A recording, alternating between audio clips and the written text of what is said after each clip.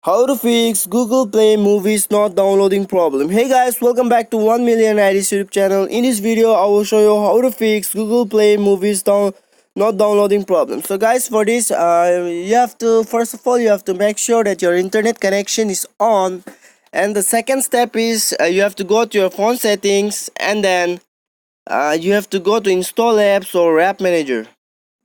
Here is it. I have install apps, so I will click to install apps and go to Google Play Movies.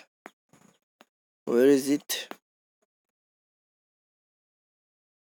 Here is it. Google Play Movie and TV. Click here. And then guys, you can see here force stop button. Click on force stop and press OK. And then you have to click on storage and then just click on clear data, and then you have to clear all the data here.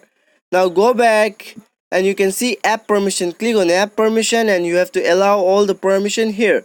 Now guys, the last step is you have to go back to your settings, and then you can see here about phone. Click on about phone and press on system update.